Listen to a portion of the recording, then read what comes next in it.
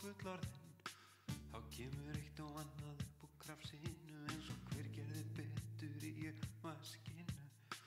En sá vægi sem vitið hefur meira. Ég gerði helling en þú gerðir fleira. Ég get verið alveg fáránlega hress, en ég get verið viðbjóðslega leiður líka. Hvort mikilvægar að vera hress og góður í bólinu, alveg í tipptoppstand í tólinu. Ég get verið alveg fáránlega hress, en ég get verið viðbjóðslega leiður líka. Hvort mikilvægar að vera hress og góður í bólinu, alveg í tipptoppstand í tólinu. Ég get verið alveg fáránlega hress, en ég get verið viðbjóðslega leiður líka. Hvort mikilvægar að vera hress og góður í bólinu, alveg í tipptoppstand í tólinu.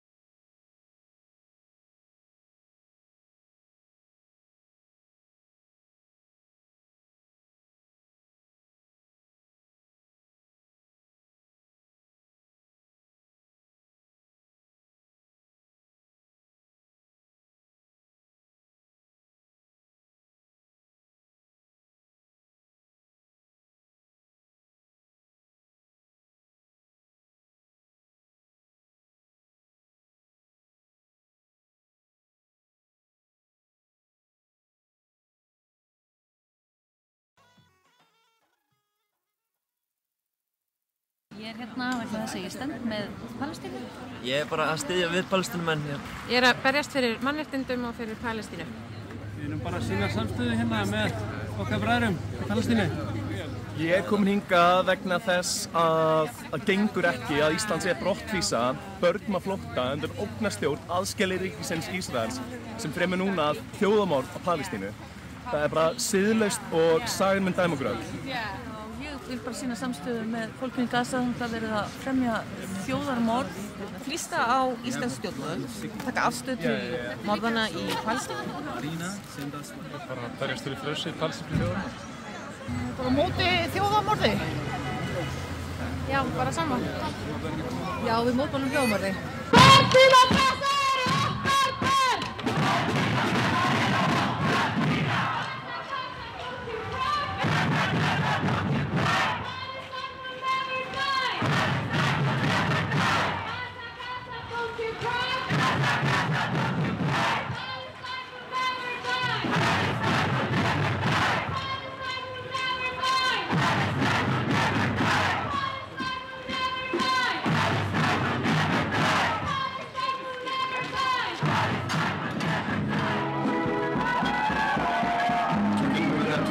Sendum við til Gaza, bræðrum viljum glæðir út ef engan tíma tapa. Hlútin yfir andlitið og steina fylltir vasa. Náðum smörgum og þú getur áður en þú hrasar. Engin matur, ekkert vatn, ekkert rafmagn. Og það eina sem að vernda okkar eru Hamas. En þú heyrir ekki það á CNN. Fyrir að brúnir í fréttum alltaf hryðjuverkamenn. Auðvitað við aldrei opnar hliðið svo við fögnum þegar nokkrir okkar hoppa yfir. Ekkert réttlæti og engin friður. Augu fyrir auga. Sama hvernig tilbyður. Ríkisstjórnin situr hjá og leyfir þjóðin ekki að tala. Og myndtekinn að baka og sama metrun inn á strafa. Motherfucker, þú endist ekki daginn enn í Gaza. Svo dundið ykkur aftast fólk að ríkisstjórn með hjarta. Jalla. Ceasefire now! Ceasefire now! Ceasefire now!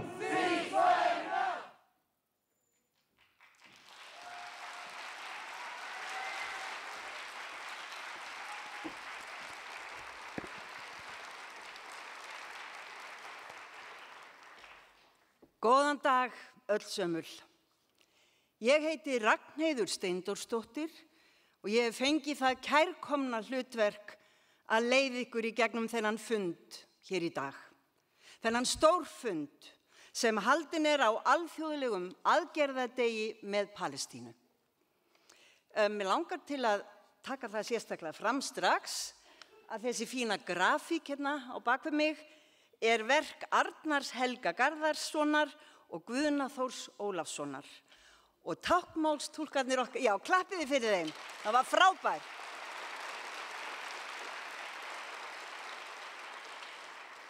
Og táknmálstúlkarnir okkar hér í dag hún Lilja Íris Birnudóttir,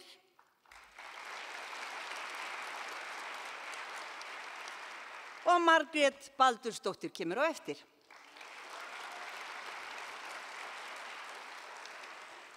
Hjartans þakkir fyrir að fjölmenna hingað í Háskólabíói, svona mörg. Við komum hér saman í kærleika sem manneskjur. Dætur, synir, mæður, feður, systur, bræður, ömmur og afar. Sem borgarar í samstöðu með palestínsku þjóðinni. Vegna þess að við sem elskum okkar eigið fólk getum sett okkur sjálf í spor þeirra sem bíða milli vonar og ótta eftir fregnum af ástvinum sínum sem eru í bráðri lífshættu. Við erum hér vegna þess að okkur langar að leggja okkar af mörkum í baráttunni gegn þeim hryllingi sem hefur dunið á Gaza á 5. mánuð. Nú eru 130 dagar liðnir síðan Ísraels her hóf árásir sínar á Gaza og 75 ár síðan hernám Ísraels ríkis á Palestínu hófst. Almenningur út allan heim hefur mótmælt þessum grimmilegu árásum Ísraels hers Og hér á landi hafa mótmælagöngur, kertafleytingar og samstöðu fundir dregið að sér fjölda fólks.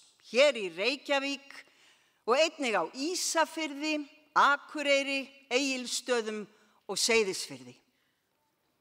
Og myndbandið sem við sáum hér áðan sýnir brotabrot af baráttunni hér á Íslandi. Og það gefur okkur vonum að heimurinn sé ekki búinn að týna mennskunni. Þó valda fólk virðist í mörgum tilfellum hafa gert það. Dagskrán í dag hefst á ávarpi Ingibjargar Sólrúnar Gísladóttir, fyrrum utanríkisráðherra Íslands. Gjörðu svo vel, Ingibjörg Sólrún.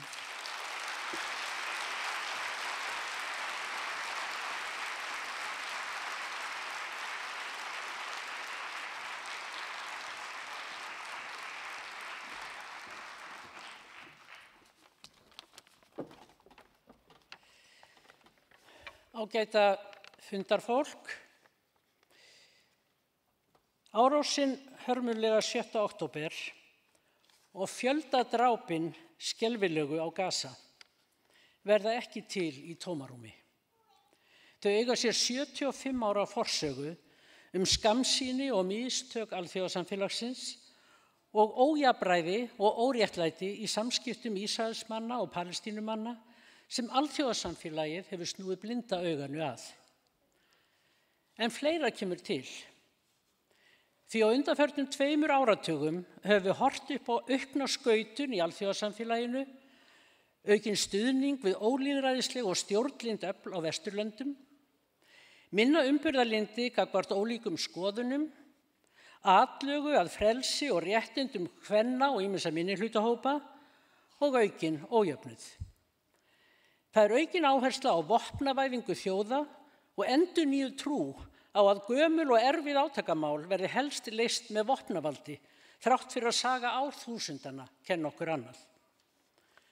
Þessi 20 ára þróun sem hófst með árásin á tvíburaturnana í New York 2001 og innrásin í Afganistan 2002 og Írak 2003 hefur nú leitt til stríðsátaka í Úkraínu og skelfilegs blóðbaðs í Palestínu.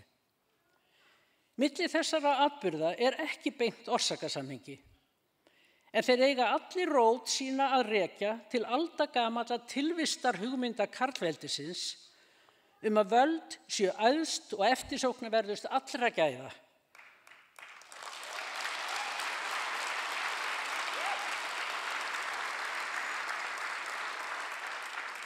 Og ef völdum sé ógnað, megi nota öll meðöl til að verjast.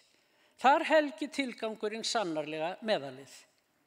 Þá drepa karlar hver annan, rústa náttúru og menningarminjum, eyðileggja alla uppbyggingu og erfiði fyrri kynslóða, sem á lífsskilyrði komandi kynslóða og síðast en ekki síst, þá fórna þeir án hiks, konum og börnum. Á altari stríðs Guðsins. Og við stöndum hjá og fáum ekki rönd við reist. Nú horfum við á þetta gerast á degi hverjum í beinni útsendingu frá Gaza. Vald spillir og þeir sem hafa mikil völd truflast af völdunum. Valdakarlar verða einfaldlega andlega truflaðir. Vænisjúkir, hefnigjarnir narsisistar sem hugsa fyrst sig og sín völd og svo aðra. Þessir valdakarlar ráða för víða heim og þeir ráða för sannarlega í Ísrael og líka í Palestínu. En fremstur meðal jafningja tvímælalaust Netanyahu, sem sendir frá sér stórkallalegar yfirlýsingar hetjudáðir Ísraelshers, svokallar hetjudáðir Ísraelshers, og að hann muni berjast ekki til síðasta hermanns, heldur síðasta barns á Gaza. Og við stöndum hjá og langar mest að æpa af angist. Hvað getum við sagt? Kannski getum við bara vitnað í Hannes Pétursson sem orti lágmælt orð ljóðsins, þau tróðast undir í styrjöldum. Beggja vegna allra víglína andlega truflaðir valdakarlar sem sitja sjálfir í skjóli og etja öðrum á forræðið. Karlar sem reyna að sækja völd og verja völd með vopnavaldi, sem trúa því að best sé að sækja og verjast með vopnum. Þeir sverjast í fóstbræðralög þetta, bindast samtökum, stofna flokka og bandalög og alltaf af og til, hér og hvar, renna þeir saman eins og óðir tarfar og skilja eftir sér svöðursár sem seint gróa. Standa vígamóðir á eftir og gefa heitstrenginguna aldrei aftur, sem kannski endist í besta falli í nokkra áratugi. Þeir sögðu aldrei aftur eftir þjóðarmorðið í seinni heimsstyrjöldinni og þeir sögðu aldrei aftur eftir þjóðarmorðið í Rúanda og þeir munu sjálfsagt segja aldrei aftur eftir þjóðarmorðið á Gaza. Hvað getum við gert? Kannski getum við bara fylgt í fótspor hinna lágmæltu íslensku kvenna sem tóku málin í sínar hendur, fóru inn á vígvöllin og sóttu þangað konur og börn.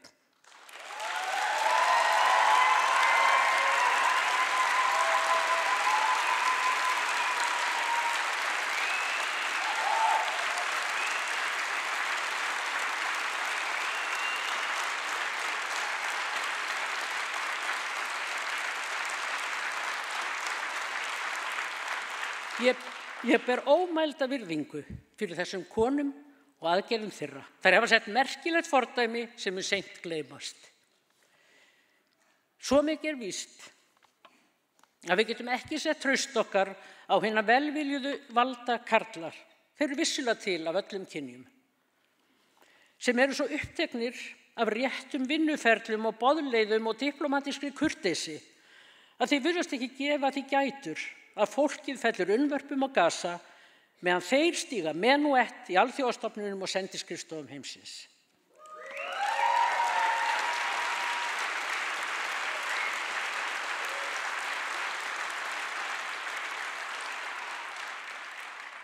Hér í dag ætla ég ekki að segja orð skelfileg örlög gyðinga í seinni heimsstyrjöldinni og heldur ekki áratuga réttleysi og hörmungarsögu Palestínumanna. Þar hefur allt verið sagt. Ég ætla heldur ekki að segja orð hroðalegar fréttir af illvirkjum. Fyrsta fórnarlambið í stríði. Í dag kemur mér þetta einfaldlega ekkert við lengur. Það eina sem kemur mér við að þessi skelfilegu morð á Gaza verði stöðvuð.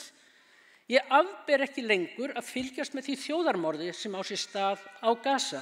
Við þurfum vopnahlé strax.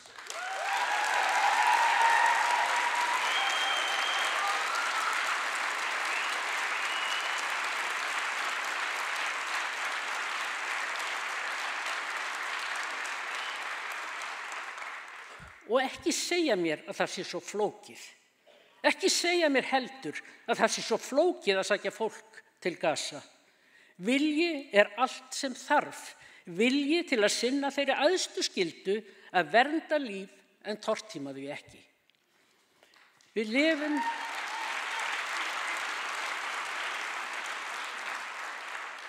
lifum á vondum tímum, en við verðum að vera hughröst og vera minnug orða skáldsins. Lágmælt orð ljóðsins, þau tróðast undir í styrjöldum. Einnig í stórkallalegu þusi á upplausnartímum þegar dagarnir eru á dreif eins og fjúkandi hey.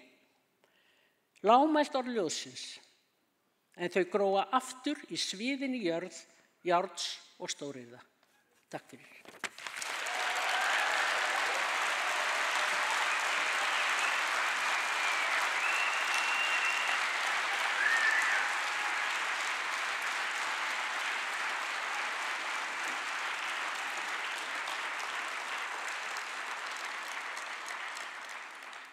Takk fyrir þetta skelega innlegg, Ingibjörg Sólrún. Þarna var nú ekki tölunein vitleysan. Þetta sannleikurinn, blákaldur sannleikurinn sagður beint út úr pokanum.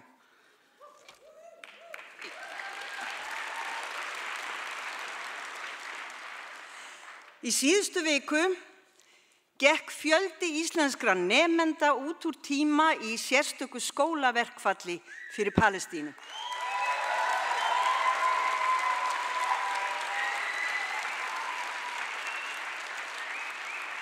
til að sýna samstöðu sína og héldu í kjölfarið ein kraftmestu mótmæli baráttunnar til þessa.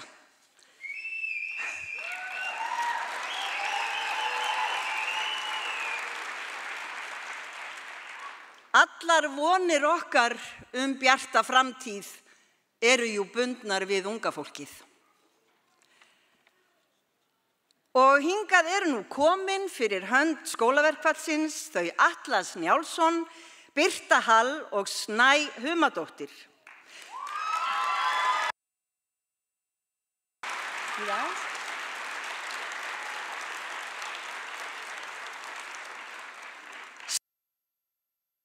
Verður svo spilað myndbandsávarp Feda Abdelhady-Nasser frá Palestínu, sem fyrrum fasta fulltrúi Palestínu hjá Sameinuðu þjóðunum.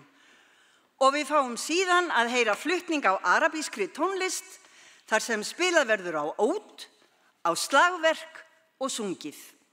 Gjörið svo vel Atlas, Birta og Snæ.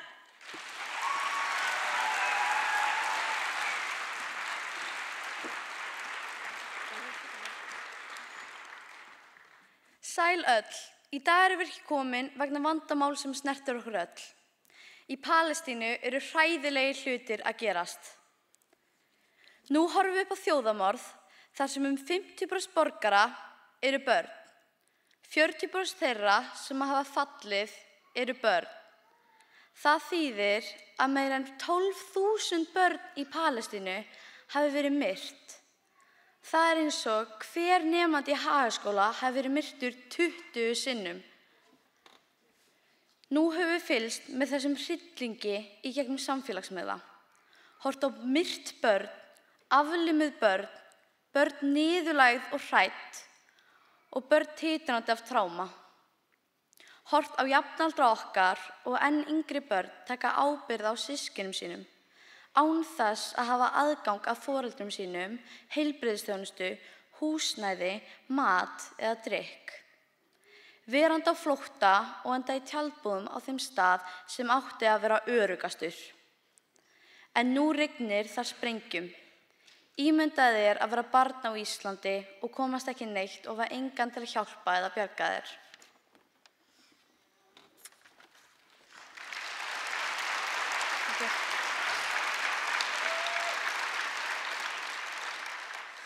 Börn eiga að fá að vera börn. Grein 38 í barnasáttmálanum segir að börn eiga rétt á vernd í stríði. Grein 27 segir að börn eiga rétt á næringu, fötum og öruggu heimili. Þetta eru dæmi greinar úr barnasáttmálanum sem ítrekað brotið á. Það hefur verið hrikalega erfitt að horfa upp á þennan hrylling. Af hverju eru fjöldamorð á börnum allt í einu í lagi í stríði, þar sem það erfitt að upplifa vanmátt og finnast maður ekki geta gert neitt. Og manni finnst enn furðulegra að þessi fólk hér á landi sem getur actually gert eitthvað en gerir ekkert.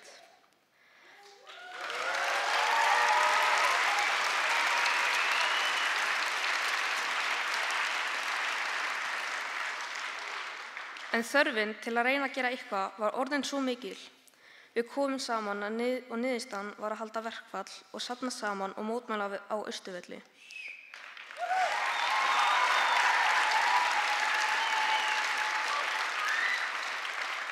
Fjöldinn allir á krökkum mætti sem vildi standa upp gegn óréttlætri og hatri í heiminum.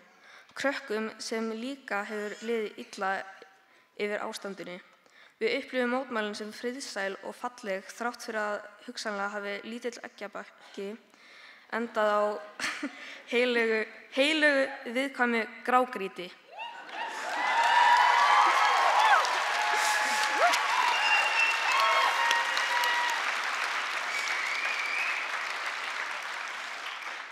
Það var því frekar sárt að heyra lögreglustjóra tala að mótmælin hefði ekki farið vel fram. Við urðum vör við að lögreglan var með óvenju mikið viðbúnað og jafnvel frekar ógnandi. Þetta segir líka fullorðið fólk sem var þar á staðnum.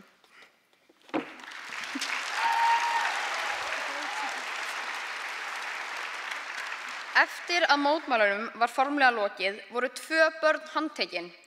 Að okkar vitund fyrir að vilja ekki afhenda lögreglu súrmjólkurfernu. Heimsmarkmið Sameinuðu þjóðanna sjálfbæra þróun voru samþykkt af fulltrúum allra aðildarríkja í september árið 2015. Markmiðin sem gilda á tímabilinu 2016 til 2030. Markmiðin eru engin fátækt, ekkert hungur, heilsa og vellíðan, menntun fyrir öll, jafnrétti kynjanna, hreint vatn og hreinlætisaðstaða, sjálfbær orka, góð atvinna og hagvöxtur, nýsköpun og uppbygging, aukin jöfnuður, sjálfbærar borgir og samfélög, ábyrg neysla og framleiðsla, aðgerðir í loftslagsmálum, líf í vatni, líf á landi, friður og réttlæti, samvinna markmiðin. Hvernig á að vera hægt að standa við þessi markmið á meðan heimili, skólar og spítalar eru sprengdir? Það nánast ómögulegt að komast í hreint vatn í Palestínu og erfitt að finna mat. UNICEF hefur ályktað Gaza hættulegasta stað á jörðinni fyrir börn. Það óboðlegt og daginn mótmæltum við. Verið að reyna að hræða okkur frá því að standa upp og mótmæla þegar brotið á grunnréttindum? Verið að reyna að hræða okkur frá því að taka afstöðu og standa með því sem að við vitum að rétt? Að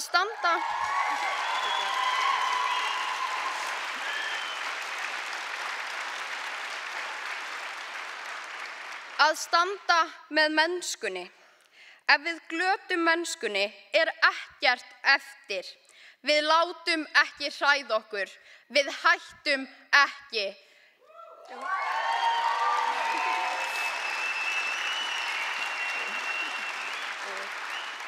Lifi frjáls Palestína!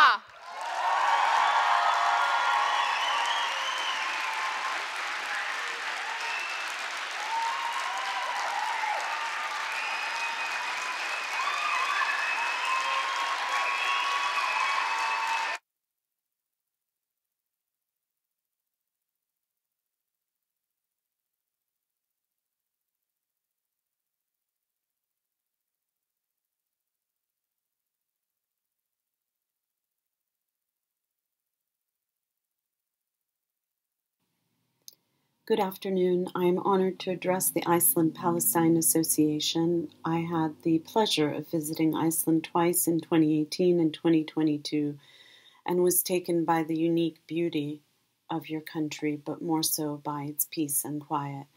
That peace and quiet is something that we Palestinians have long dreamed of and sought in our own country, but we have sadly been denied it, forced to live in a state of constant conflict.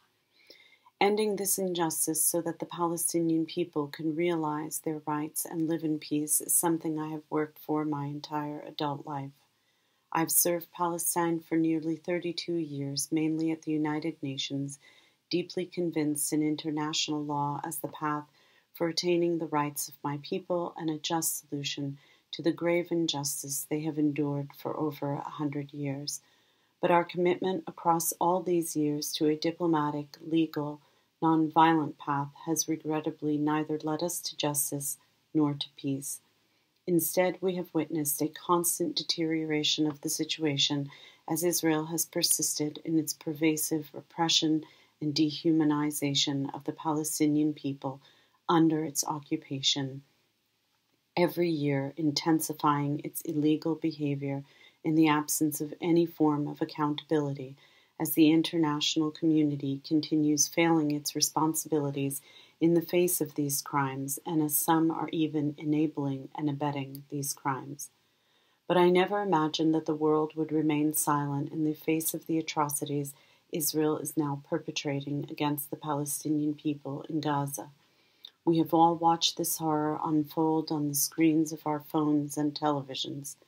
Palestinian children, women, and men slaughtered by the thousands, mass graves depriving them of dignity even in death, mass detentions of men and boys, executions and disappearances, massive forced displacement and threats of further ethnic cleansing, and destruction of civilian infrastructure at a scope and scale unprecedented since World War II, destroying the fabric of an entire society. We are collectively witnessing a genocide, and this brings with it a lot of anguish, but also responsibility. The understanding that this is a genocide is not solely a Palestinian perspective or opinion. It has been deemed as such by 800 scholars on genocide, many of them Jewish and experts not only in international law, but also in Holocaust studies. And it is the reason that South Africa has brought a case against Israel to the International Court of Justice, the ICJ, under the Genocide Convention, and the reason that the court has affirmed the plausibility of a genocide and indicated a provisional measures order to Israel to cease and prevent all acts of genocide in Gaza and end incitement to and complicity in genocide. The source of all these ills is undeniably the Israeli occupation, a military occupation which under international law is required to be a temporary situation, but which in the case of Palestine has now lasted for more than 56 years, over a half-century with no end in sight. The occupation is in itself violence, a constant act of aggression, systematic violation of human rights and all rules of international law. It is the umbrella for the countless means of repression by which Israel has subjugated the Palestinian people under its control for decades. The occupation is the means by which Israel has continued to deny the Palestinian people's right to self-determination, a universal right, the birthright of all peoples, the basis for all human rights, which cannot be realized in the absence of freedom.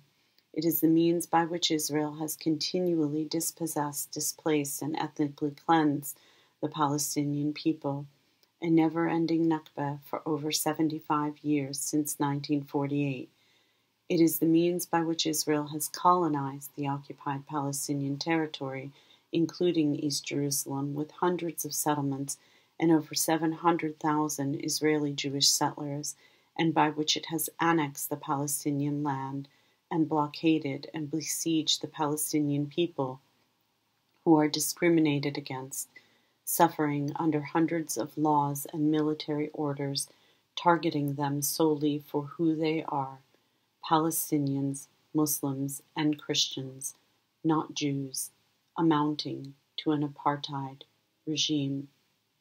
Only by understanding what life under occupation actually entails can the depth of this injustice truly be understood in all its dimensions, with its impact on every aspect of life, violation of every human right. It was disappointing that Iceland did not support the call by 120 other countries for a humanitarian truce in October, when it was already very clear that Israel was waging a war of annihilation against the Palestinian people, as evident in repeated statements of incitement to kill and destroy by Israeli government and military officials. 500 such statements were documented in South Africa's case against Israel at the ICJ. We are grateful, however, that Iceland joined the overwhelming majority of the international community, 153 nations, by the 12th of December, when the UN General Assembly demanded an immediate humanitarian ceasefire. But our people continue to wait for that ceasefire. Their lives remain in imminent danger. Every day, hundreds are killed and wounded by the Israeli war machine, and their humanitarian needs grow by the day as this humanitarian catastrophe continues to deepen, their survival dependent on aid from the international community. That is why we are also very disappointed by the decision of Iceland to suspend UNRWA funding, at a moment of such enormous crisis as a punitive reaction for the alleged acts of a few staff members. This injustice must end. The Palestinian people want to live in peace. They seek only their freedom and their rights to live a normal life in their country, in peace and in security. So what is needed now? Accountability. There must be action to hold Israel accountable for its war crimes, crimes against humanity, and genocide against the Palestinian people. The international community cannot turn a blind eye to these atrocities, and the UN has a permanent responsibility towards the Palestine question until it is justly resolved by virtue of the fateful decision by the General Assembly to partition historic Palestine in 1947 and its failure to bring justice to the Palestinian people ever since. States must also adopt lawful countermeasures to pressure halt for human rights violations and war crimes, including sanctions, including arms embargoes and divestment and boycott. To end Israeli impunity, states must act, and where they do not uphold their responsibilities, then civil society and citizens have a responsibility to demand that their governments do the right thing and support action for justice. The situation in Palestine demands such immediate and decisive action. There is an urgent need for a ceasefire in Gaza, not just as a temporary measure to save human lives is paramount, but also as a crucial step towards redress of this broader injustice in order to bring an end to the prolonged Nakba and illegal colonial occupation and apartheid regime, and assist the Palestinian people to finally achieve freedom and justice. I thank you and thank you for your solidarity to Palestine and to the Palestinian people.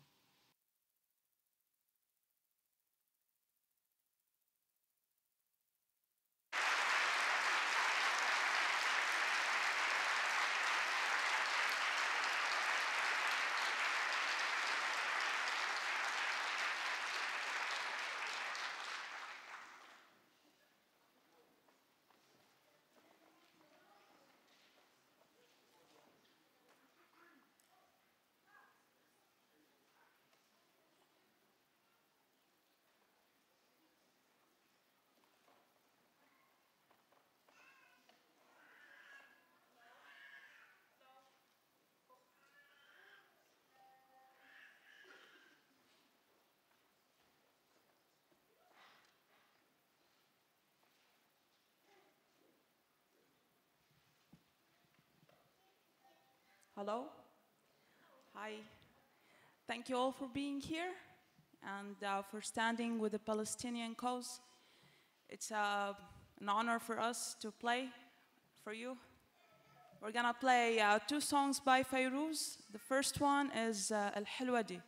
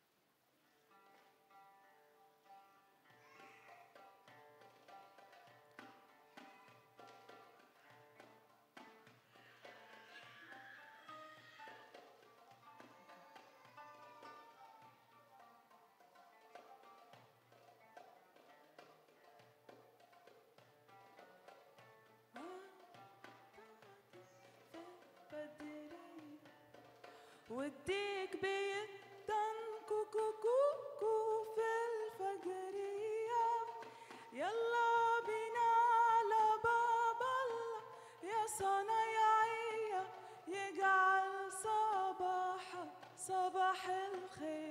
يستعطيك الحلوة دي قامت تعجن في البدرية وديك بيدن كوكو كوكو في الفجرية يلا بينا على باب الله يا صنايعية يجعل صباحك صباح الخير يستعطيك صباح الصباح فتحي عليه والجيب ما فيه شي ولا مليم بس المزاج رايق وسليم باب الأمل بابك يا رحيم ده الصبر طيب عال وش غير الأحوال يلي معك المال برضو الفقير له رب كريم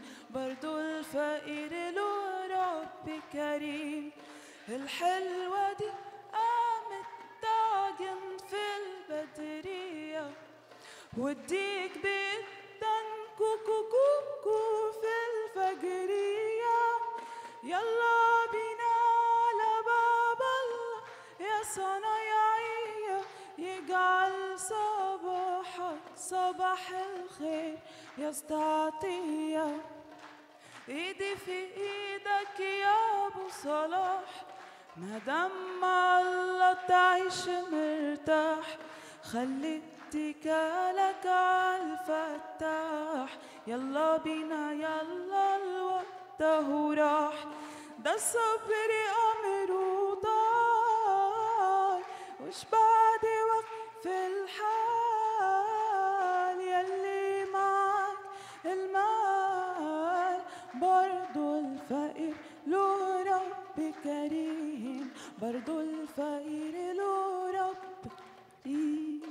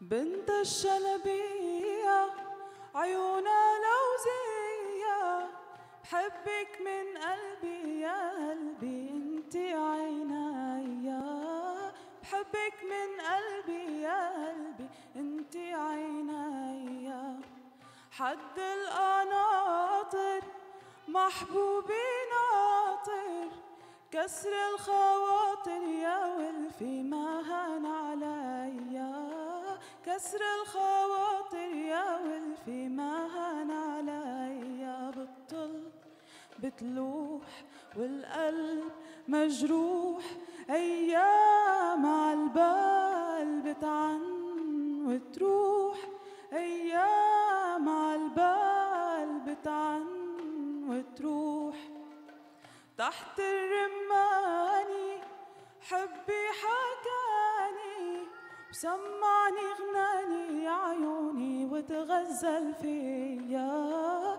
سمعني غناني يا عيوني وتغزل فيا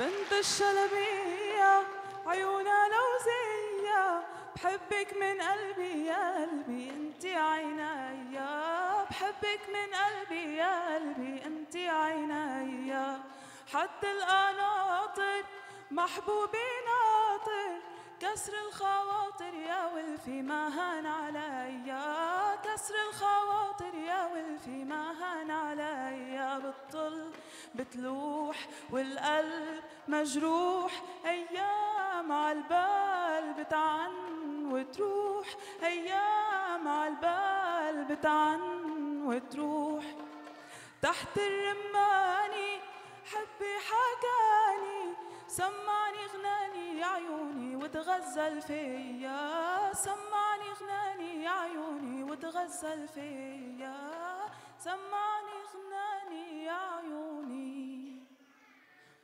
غزل فيا.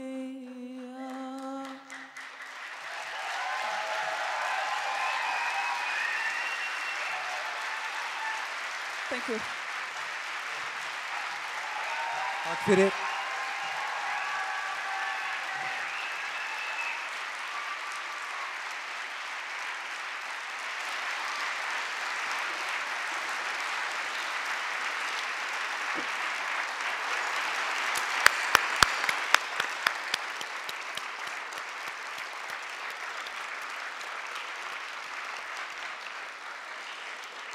Takk krakkar, takk Feda Abdelhady-Nasser og kæra tónlistarfólk, hjartans þakkir fyrir þessa fallegu tónlist. Það var Rima Nasser sem söng,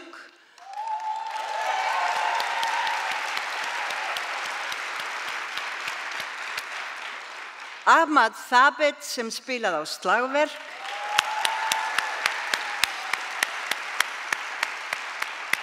og Tabit Lakhtar sem spilaði á úd.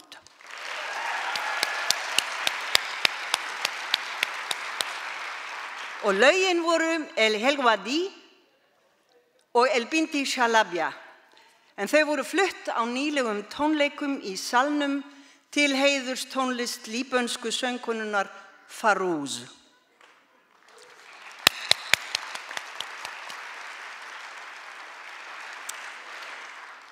Ég var að hugsa þegar þessir yndislugu og skelegu krakkar voru að tala áðan, hvað var ég að gera á þeirra aldri?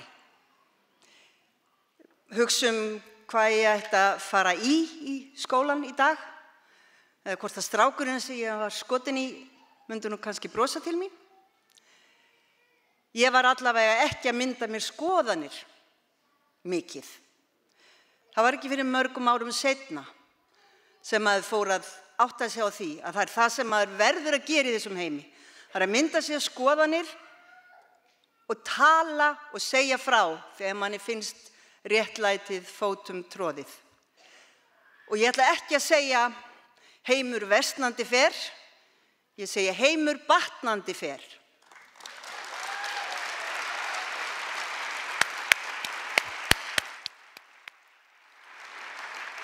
Og nú fáum við 2 erindi í röð. Næst upp á svið Halla Gunnarsdóttir, stjórnarkona í VR og fulltrúi í miðstjórn ASÍ. Og þar á eftir sjáum við myndbandsávarp frá palestínska lækninum sem einn helsti baráttumaður palestínsku þjóðarinnar, doktor Mustafa Barghouti. Vertu velkomin, Halla Gunnarsdóttir.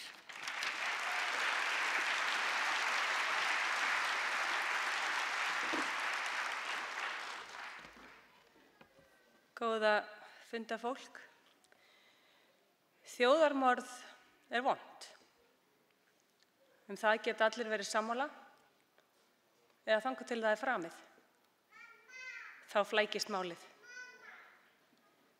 Þegar þjóðarmorðið er framið, skiptir máli hver þjóðin er. Þá skipta hagsmunir og heimsvaldapólitík meira máli en þeir glæpir sem eru framdir. Verkalýðshreyfingin er í eðli sínu friðarhreyfing. Hún er hreyfing alþýðu fólks og það er alþýðan sem tapar í stríði. Alþjóða verkalýðssambandið, ÍTUK, hefur risið upp fyrir fólki í Palestínu gegn heimsveldunum. ÍTUK hefur risið upp til varnar alþjóðalögum og alþjóðastofnunum sem voru sett á laggirnar eftir síðari heimsstyrjöld með einu loforði til mannkyns, aldrei aftur. Alþýðusamband Íslands hefur gert þið sama. Þegar stjórnmálin brugðust með hjásetu í atkvæðagreiðslu vopnahlé á vettvangi Sameinuðu þjóðanna, þá mótmælti ASÍ og kallaði eftir því að stjórnvöld virtu sína eigin stefnu, sem felur í sér viðurkenningu á sjálfstæði Palestínu. Stjórnmálin brugðust því það hætti að skipta máli hvað var verið að gera, aðeins hver það var sem átti hlut. Þegar þjóðamorð er framið skiptir máli hver þjóðin er. Ég stóð hér á þessu sviði fyrir löngu síðan þegar við mótmæltum þátttöku Íslands í Íraksstríðinu. Þegar við mótmæltum því að það teldist staðfesta að heyja árásarstríð. Nú þykir það alþjóða pólitískt ómögulegt að styðja ekki við þjóðarmorð. Ísland hefur skipað sér í flokk þeirra sem gera aðför að flóttamannaaðstoð Sameinuðu þjóðanna í Palestínu vegna ásakana frá Ísraelsríki. Og ásakanir Ísraelsríkis, hverjar voru þær?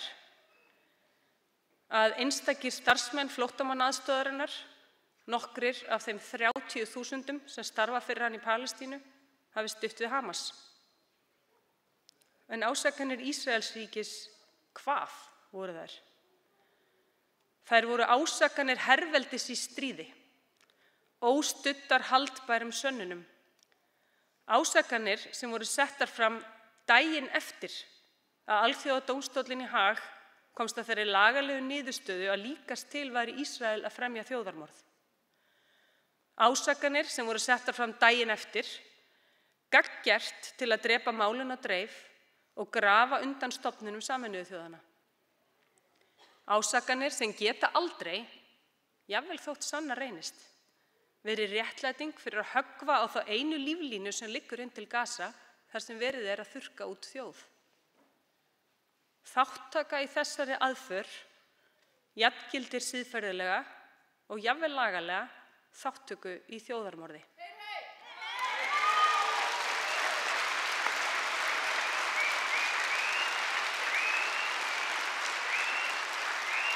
Ísland ásamt öðrum vestrænum ríkjum ber beina ábyrgð á hryllingnum í Palestínu. Vesturlönd bjuggu til aðstæðurnar, frá Vesturlöndum koma vopnin og fjármagnið og núna eru Vesturlönd að lama það eina sem stendur á milli hungursins á Gaza og fjölda sveltisins sem þar stefnir í. Raunverulegur stuðningur kemur aðalega frá ríkjum í einu hnattræna suðri og frá almenningi. Suður-Afríka skilur. Stofnanir Sameinuðu þjóðanna vita og skilja því þær voru reistar á loforðinu aldrei aftur. Í liðinni viku var spjaldi deilt á samfélagsmiðlum með texta sem áréttaði að palestínskar mæður elski börnin sín með sama hætti og allar aðrar mæður þessa heims. Palestínskir foreldrar elska börnin sín eins og við elskum börnin okkar. Hvers vegna þarf að segja það? Því þegar þjóðarmorð er framið, skiptir máli hver þjóðin er. Aðeins er hægt að fremja þjóðarmorð með afmennskun. Ef við slökkum á samkenndinni, látum telja okkur trú að þau séu ekki eins og við. Palestínskir foreldrar elska börnin sín eins og við elskum börnin okkar. Þetta endurtökum við, þetta látum við enduróma. Við neitum að slökka á samkenndinni, við neitum að láta svipta okkur mennskunni.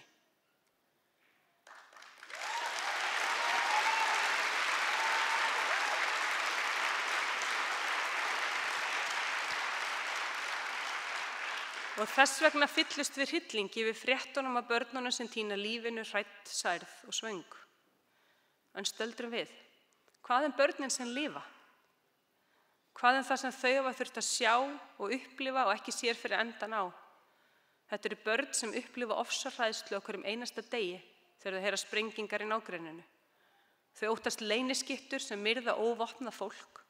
Suðið í drónunum segir þeim að bráðum verði sprengt. Þau fá ekki meðferð við sárunum sem þau hljóta þegar sprengjuregni leggst yfir heimili þeirra. Þau þjást af svefnleysi, hungri og næringarskorti. Þeim kalt, þau eru blaut og þau eru veika sjúkdómum sem grassera við aðstæður sem engin manneski getur þrifist við. Á Gaza hafa spítalar markvisst verið eyðilagðir. Á Gaza koma börn í heiminn í gegnum keisaraskurð án deyfingar.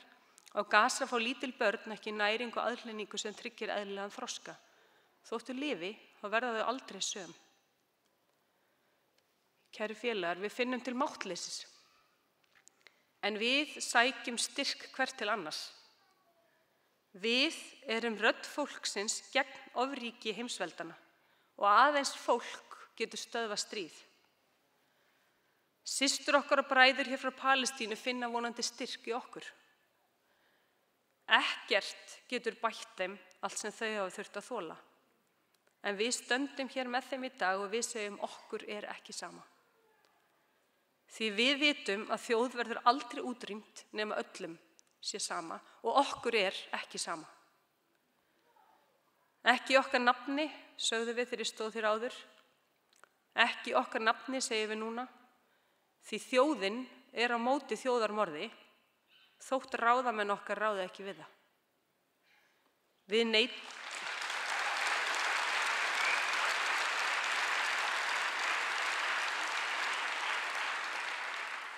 Við neitum að slökkva á samkenndinni. Við neitum að láta svipta okkur sammennskunni. Vopnahlé strax, frjáls Palestína.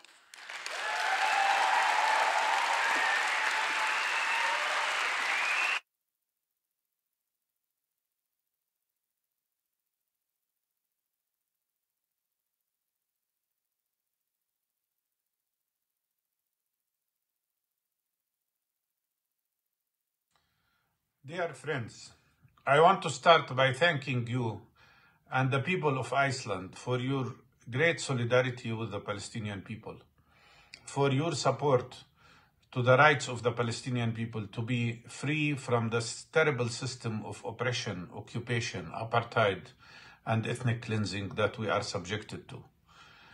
At this moment, the situation is absolutely dangerous in Gaza.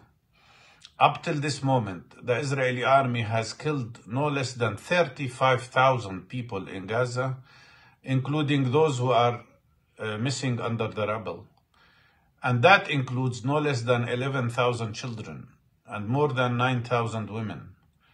Additionally, the Israeli army has injured more than 68,000 people. If we count that together, you are talking about almost 5% of the total population of Gaza. And the killing continues, the bombardment continues. Every day we are losing between 120 and 200 people, continuously. And in addition to that, Israel is imposing a terrible siege on the people of Gaza, depriving them from water, from electricity, from food, from medications, from antibiotics for the people who need it for their infections, and depriving them from medical material that is needed to help and treat the injured people. So far, 1,000 Palestinian children have lost one of their limbs that were amputated because there was no sufficient medical care for their injuries. What's happening is terrible. 600,000 Palestinians are already starving, according to the World Food Programme. And many others are not having sufficient food. 50,000 Palestinian women have to give birth in completely unhygienic conditions. And more than 64,000 breastfeeding women do not have sufficient food, do not have milk, do not have vitamins, and the lives of their children is at risk. And because of the Israeli destruction of infrastructure and lack of clean water, we are now seeing an outbreak of many diseases. More than 600,000 people are already suffering from respiratory infections, from skin diseases, and most dangerously from outbreaks of infections like hepatitis. It's a very serious situation. 132 days have passed and children are without vaccination. It's a total humanitarian disaster, and that's why we need your help and we need your support to stop the atrocity, to stop the massacres, to stop the 3 war crimes that Israel is committing at the same time. The war crime of genocide, collective punishment, and ethnic cleansing. It's time to stop this madness and to stop this war. And that's why we ask for your support and solidarity, to have an immediate, complete, and permanent ceasefire, to stop the killing of the Palestinian people. But also to pressure Israel to allow the supplies of humanitarian aid to the people of Gaza immediately, because without it, people will continue to get sick and die. And finally, we ask you to exercise boycott, divestment, and sanctions against the Israeli establishment and government, as long as it continues the illegal occupation of Palestinian land, the illegal settlements on Palestinian land, and the system of apartheid and oppression, and especially this terrible war that is continuing against the Palestinian people. We need your help. We need your solidarity. And you have been in the avant-garde in supporting the struggle for freedom in South Africa and in fighting the apartheid system. So we hope you can do the same for Palestine. And please know that the Palestinian people knows and appreciate every effort you do to help us and to show solidarity with the people of Palestine in our struggle to achieve freedom and dignity. And we will never give up. We will never stop struggling for our freedom, and we will overcome with your help and support.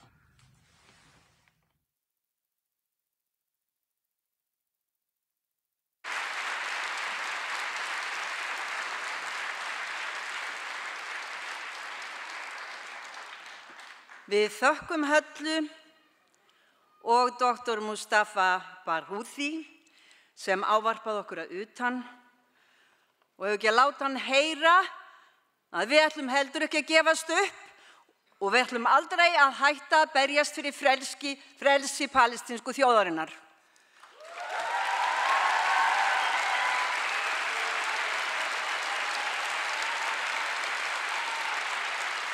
Vopnahlé strax!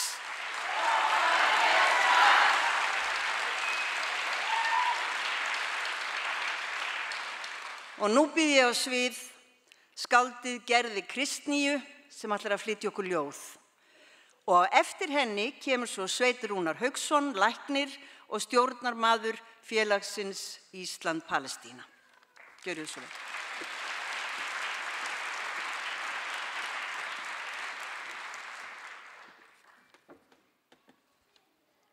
Kæra samkoma, ákvæðaljóð eru talin búa yfir þeim mætti að það sem þar boðað getur ræst.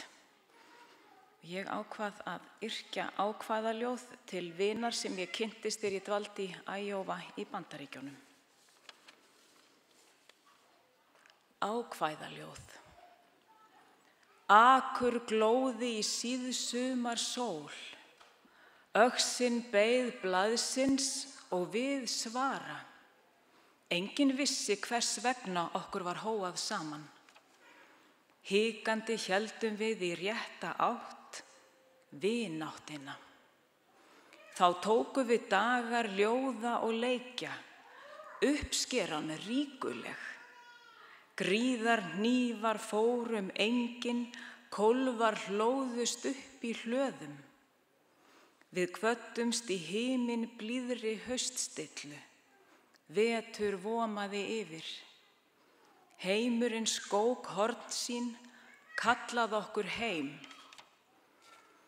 Nú lítur land þitt óvininum, hann eyðir öllu fögru, leggur undir sig rústirnar og rykið, eymdina og óttan.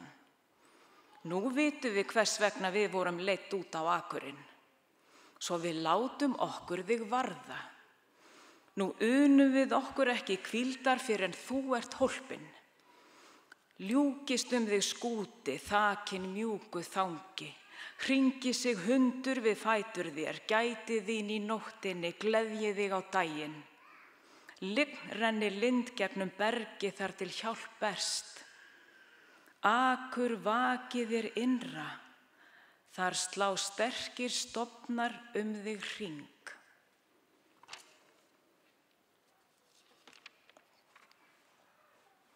Síðara ljóðið mitt heitir Stríðsbörn. Dáin börn, vafin hvítri voð, líkjast kyndlum. Þeir lýsa inn í fortíðina, þá sömu og við reyndum að róta okkur úr.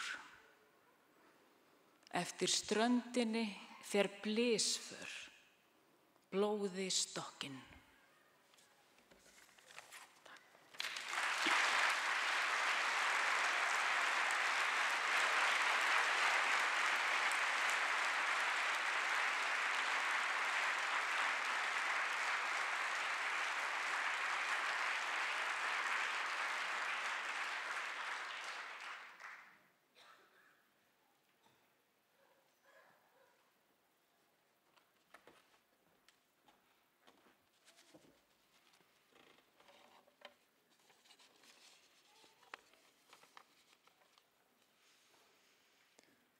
Ágæta fundarfólk, kæru félagar. Við lifum á ögurstund, heimssögulegri ögurstund, þegar eitt öflugasta herveldi heims hefur með sprengjuregni lagt stóran hluta Gasastrandar í eyði, sært eða drepið 100.000 manns, varnarlausra, inni króaðra íbúa, aðalega börn og mæður. Yfirvofir ógn allsherjar útrýmingu. Með framferði sín á herteknu svæðunum hernámsveldið að grafa sér gröf. Þeir stríðsglæpir sem veröldin horfir upp á dag hvern á Gaza og Vesturbakkanum munu ekki gleymast. Félagið Ísland-Palestína hefur í aldarfjórðung stutt hjálparstarf á herteknu svæðunum, bæði á Vesturbakkanum og síðari árin meir á Gaza. Þá hefur fjöldi sjálfboðaliða farið á vettvang til að styðja Palestínumenn með nærveru sinni og við ólífutínslu. Félagið hefur stutt starf geðhjálparsamtakana sem vinna með börnum, foreldrum og kennurum vegna þeirra hræðilegu áfalla sem hvert einasta barn sem lifir af þarf að upplifa þessa mánuðina, sum í annað, þriðja eða jafnvel 5. sinn. Afleiðingarnar munu vara ævilangt. Fyrstu samtökin sem félagið studdi voru palestínsku læknishjálparnefndirnar, Medical Relief, sjálfboðasamtök heilbrigðisstarfsfólks undir forystu Dr. Mustafa Barghouti sem við vorum einmitt að hlusta á kveðju frá. Utanríkisráðuneytið tók síðar Medical Relief upp á sína arma eftir ályktun Alþingis sem Palestínufarar úr ólíkum flokkum fengu samþykkta. Heilsugæslustöð á hjólum hefur verið kostuð héðan. Stóru verkefnin undanfarin ár hafa verið gervifætur til Gaza. Verkefni sem Bjarni Össurason læknir átti frumkvæði að og faðir hans Össur Kristinsson hrinti í framkvæmd í samvinnu við félagið og ALPC gervilimastöðina á Gaza í maí 2009. Össur eftirlét síðan félaginu að halda verkefninu áfram en veitti okkur dyggan stuðning alla tíð. Össur féll frá fyrr í þessu mánuði og við minnumst hans með virðingu og miklu þakklæti.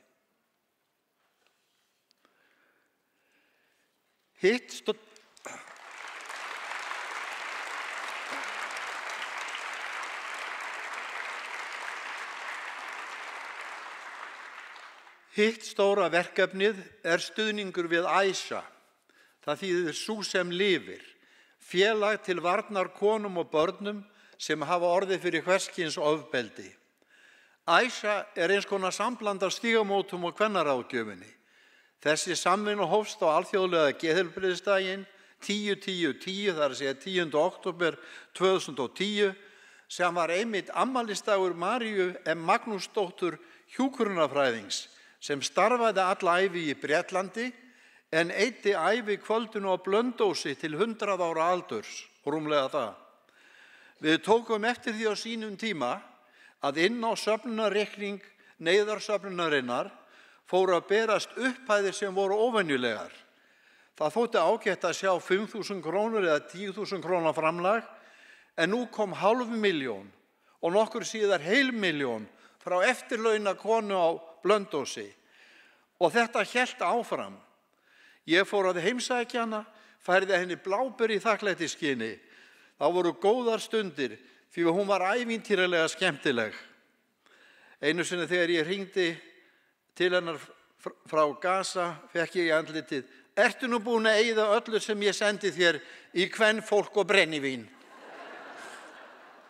Við minnumst Maríu Magnúsdóttur með miklu þakklæti og virðingu og það taka konur á Gaza svo sannarlega undir.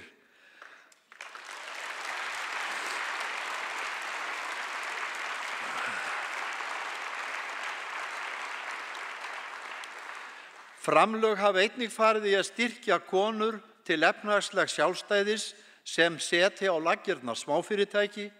Þetta eru konur sem eru fyrirvinna sinnar fjölskyldu. Flóttamannahjálp Sameinuðu þjóðanna fyrir Palestínu, UNRWA, var stofnuð 1949 í kjölfar hörmungana miklu, Nakba, þegar helmingur þjóðarinnar, 750.000 Palestínumenn, hrökkluðust frá heimilum sínum undan hryðjuverkum og landráni gyðinga. Sameinuðu þjóðirnar fundu til ábyrgðar sinnar og skipulögðu flóttamannaaðstoð hvarvetna sem palestínskt flóttafólk hafiði komið sér fyrir, hvort sem var innanlands eða utan. UNRWA hefur frá upphafi verið burðarvirki hjálparstarfs á svæðinu.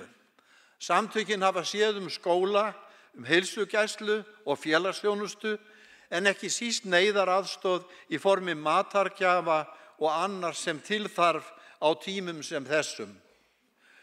Framlög til UNRWA hafa frá upphafi verið skorin við nögl. Aldrei hefur verið ríkari þörf fyrir starfsemi UNRWA en nú. Það voru því vond tíðindi þegar það fréttist að utanríkisráðherra hefði hoppað upp í vagninn hjá Bandaríkjastjórn og 15 öðrum þegar ísraelska leyniþjónustan þóttist hafa komið upp samsæri, það þátttökutól starfsmanna UNRWA í árás á Ísrael 7. október. Framlög Íslands voru fryst. Þótt ríkin sé ekki mörg sem taka þátt í þessu, þá hlutur þeirra tiltölulega stór og horfir svo illa að hætta á að starfsemi UNRWA lamist næstu mánaðamót. Leið og Félagið Ísland-Palestína krefst þess af stjórnvöldum að þau axli ábyrgð sína gagnvart UNRWA og skjólstæðingum þeirra á Gaza. Þá hefur félagið ákveðið að verja 5 milljónum úr neyðarsöfnun félagsins til UNRWA.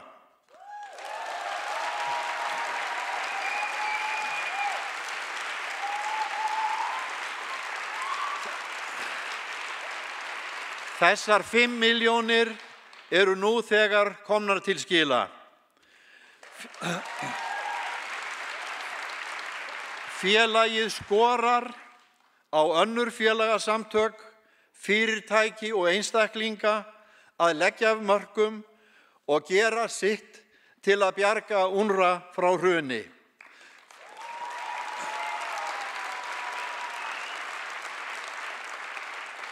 Það líf og dauða að tefla fyrir þúsundir og raunar meir en 1 milljón manna sem á vergangi á sunnanverðri Gazaströnd. Framlög í neyðarsöfnun merkt UNRWA fara óskert þangað. Neyðarsöfnun félagsins að fá mikinn stuðning og ekki veitir af. Sú regla hefur ávallt gilt að hver króna sem gefin í neyðarsöfnunina fer óskert til hjálparstarfs í Palestínu. Ef einhver kostnaður fellur til, greiðist hann af félagsgjöldum. Við viljum vera reiðubúin til að bregðast fljótt við leið og árásarstríðinu linnir. Aldrei hefur verið meiri þörf fyrir stuðning. Það minnst mánuður síðan frétt barst að ekki færri en 1000 börn hefðu mist 1 eða 2 ganglimi. Hætt við að sú tala sé orðin enn hærri og þetta eru bara börnin. Þörfin fyrir gervifætur eru æpandi. Það einmitt og ekki síst Össuri heitnum að þakka að á þessu sviði hefur Ísland mikið fram að færa.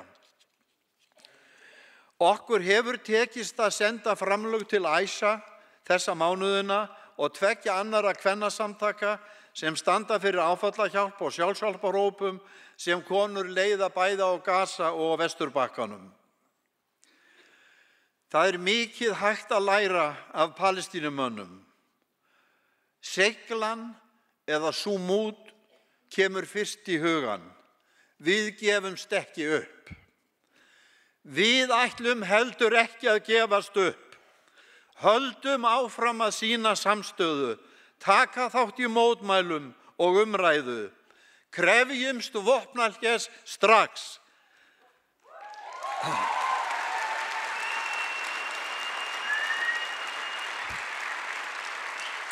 Þjóðarmorðinu verður að linna. Frjáls Palestína.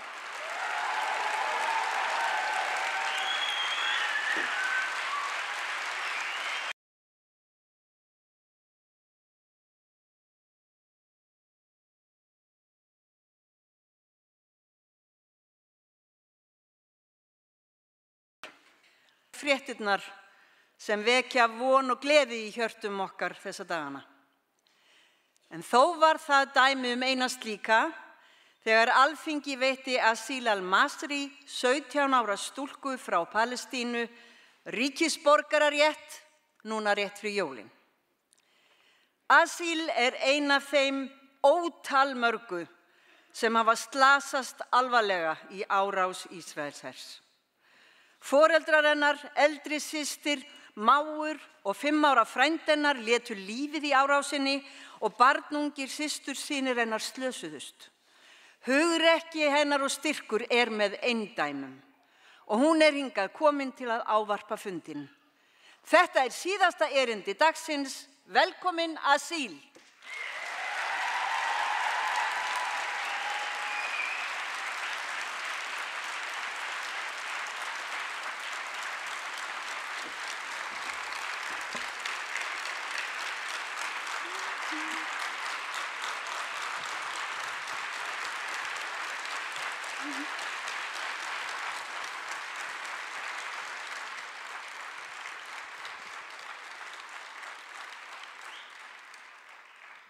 Hi everyone, nice to meet you. My name is Asil Al-Masri, a 17-year-old refugee from Khan Yunis, Gaza, Palestine, which is now destroyed and occupied by Israeli forces. Yes, I called myself a refugee even though I have Icelandic citizenship, because even though I am very grateful for the Icelandic people for making me an Icelandic citizen, anyone who has been forcefully and brutally displaced from their homeland will always still a refugee in another country. On October 17th, 2023, I was on the doorsteps of death, but for some reason, I was given another chance in life when an Israeli airstrike bombed the area and the home I was in.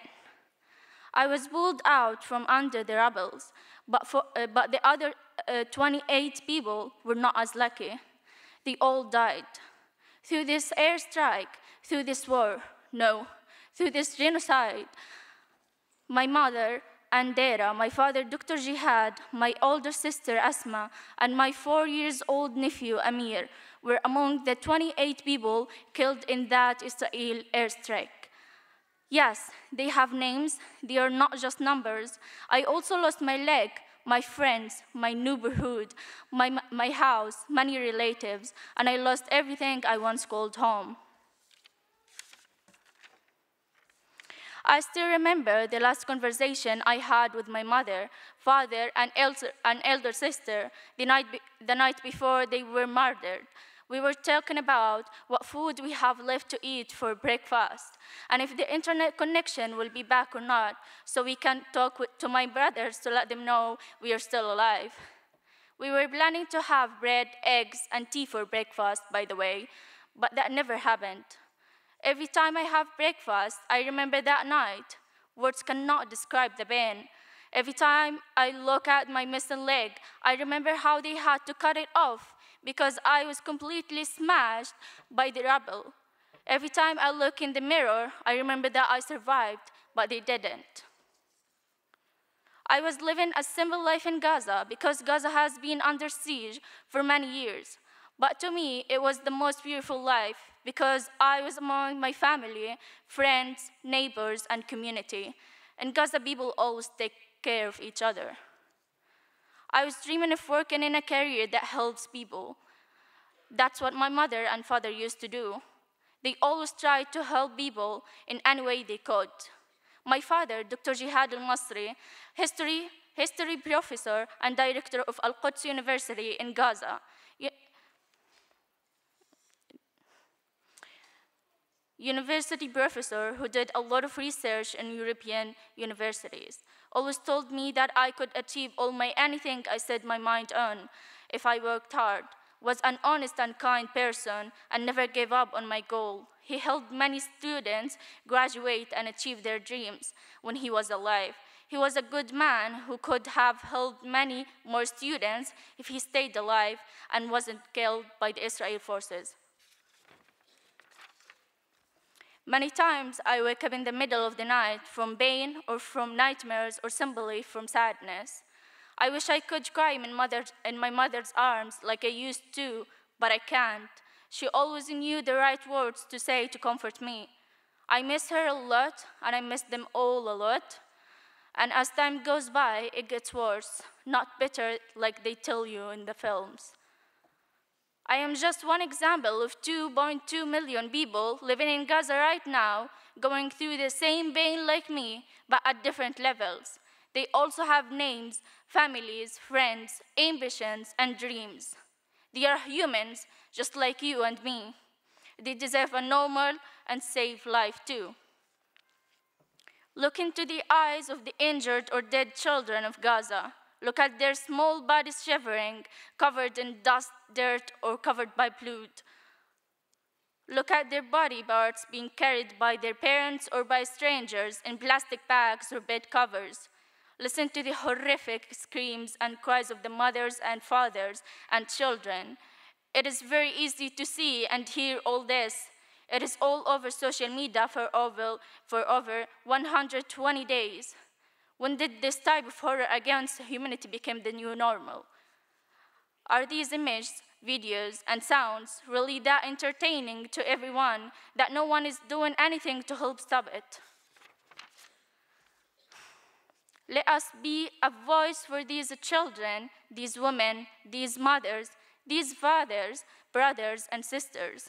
Let's try to save what is left of humanity, and let's express our solidarity with words of support and love, and more importantly, action. Let's shout as loud as possible, free, free Palestine! Free, free Palestine! Stop the genocide! Stop the genocide! Until this stops. The children of Palestine tell stories of courage and resilience, and our solidarity is with them every step of their way.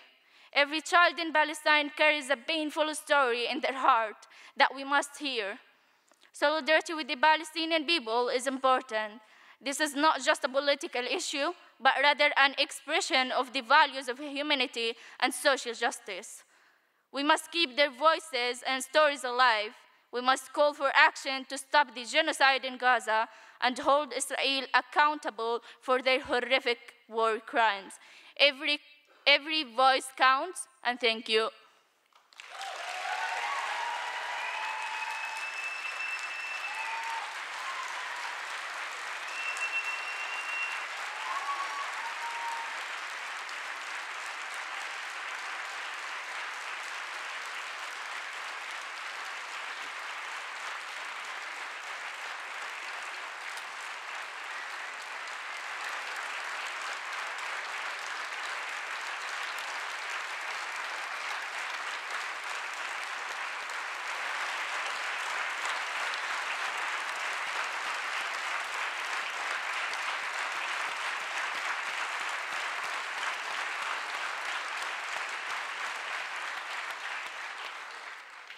Takk kærlega, Asil. Þú ert hetja og berð fólkinu þínu fagurt vitni. Og nú, já, klappið fyrir því þið bara viljið.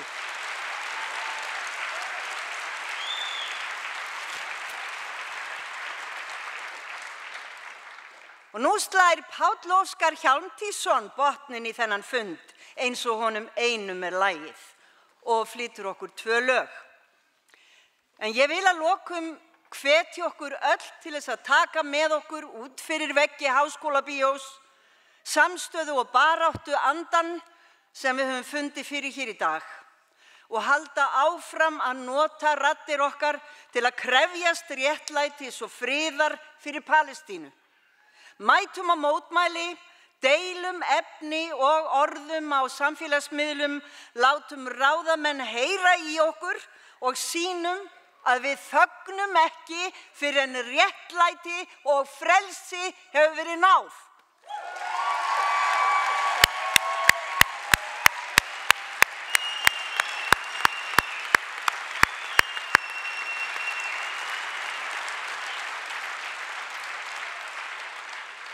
Og af því við erum alltaf að tala raddir, þá langar mig að kveðja ykkur með orðum skáldsins okkar góða Sigurðar heitins Pálssonar. Hvað sem hver segir, byggir friður á réttlæti. Hvað sem hver segir, fegurðin ekki skraut, heldur kjarni lífsins. Já, gefðu mér rödd, gefðu mér spámannsrödd til að bera fegurðinni vitni. Gefðu mér rödd til að bera réttlætinu vitni. Páll Óskar!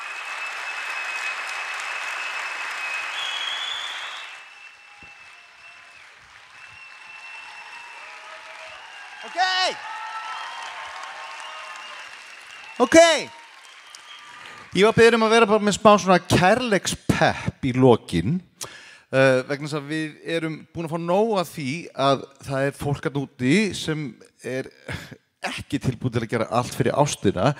Það fólk að úti sem til í að gera allt fyrir hatrið. Það búið að vera átakalegt að horfa upp á Íslendinga, jafnvel verja óverjandi hluti, verja óverjandi gjörðir fólks. Þannig að við ætlum að koma með smá mótvægi gagnvart því öllu og ég var mikið að spá í hvaða lög getum við að sungið eða undir svona kringumstæðum. Ég held að sé allt í lagi að taka smá út með hatrið inn með ástir og enda síðan þessa samkomu á international-laginu sem innflytjendalagið mitt. Og hef ég ærna ástæðu til að syngja það akkurat núna. Þannig að ég verð að trúa því að kærleikurinn sé jafn international force eins og hatrið. Látum kærleikan verða ofan á, ok? Og ég bærist líka til þess, þið eru öll búin að gera það, en gera það bara aftur. Förum öll inn á solaris.help, eins og í hjálp, og hjálpum þessu fólki sem akkurat núna statt í Egyptalandi, þessu fallega fólki sem að gera allt það sem í þeirra valdi stendur til að gera allt það sem íslensk stjórnvöld annarkvort gera ekki eða þráast við að gera eða vilja ekki gera. Þá gerum við þetta bara sjálf. Power to the people og people have the power. Og gerir það. Og hækki í þessu. Yes. Yes. Þið með alveg standa upp. Við erum búin að sitja alveg nógu lengi. Ef þið kunnið texta á þetta þá með ég alveg syngja með. Þannig að heyrist út á götu og heyrist út fyrir höfuðborgina. Sama hvernig fer stendur eftir staðreyndir að ég elska þig og því fær enginn breytt. Sama hvernig var ég gæti gefið annan séns einu sinni enn af því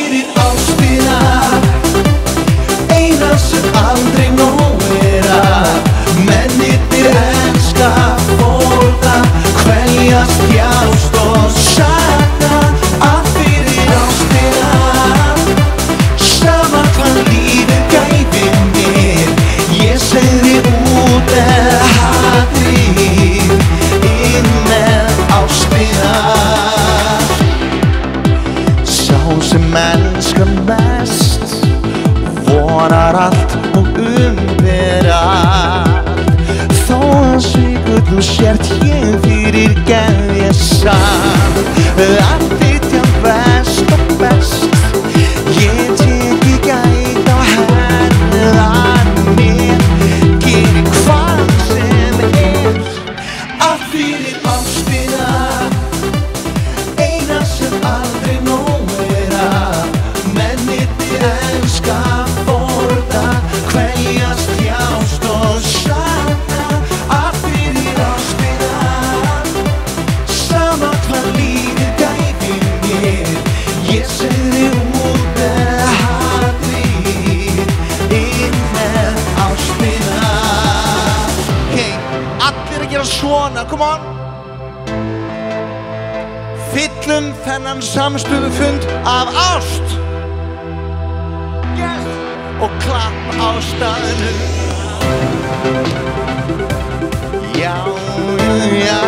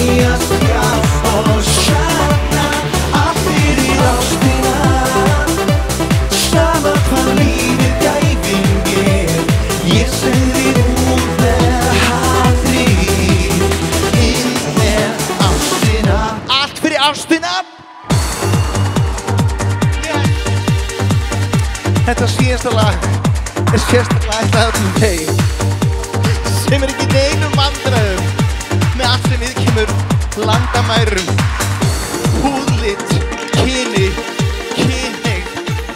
Þeir eru til okkar, Bjarni Bein. Hvítt eða svart, það engin leið að fást. Því hrein og heilbrigð ást sér engan mun. Þú veist að ástin spyr aldrei lit þegar við finnum það nákvæmlega sama. Take it on, my lífi, my love, je t'aime amora. Þú finnur að ástin international.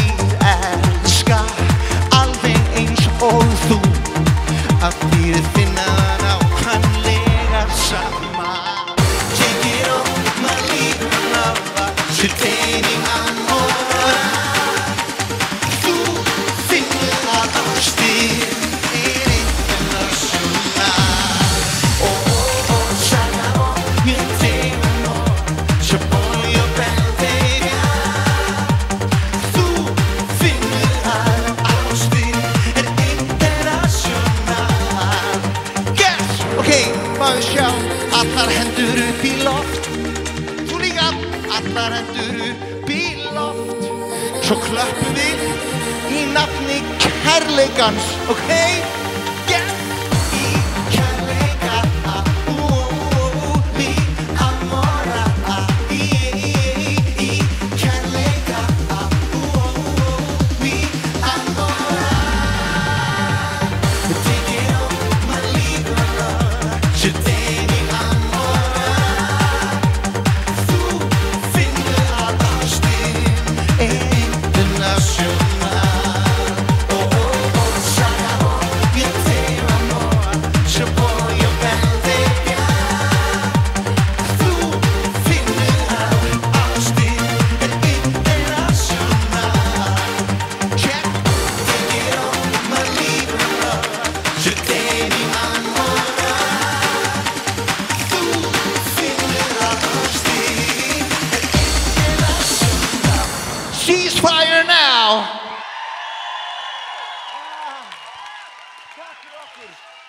frjáls Palestína.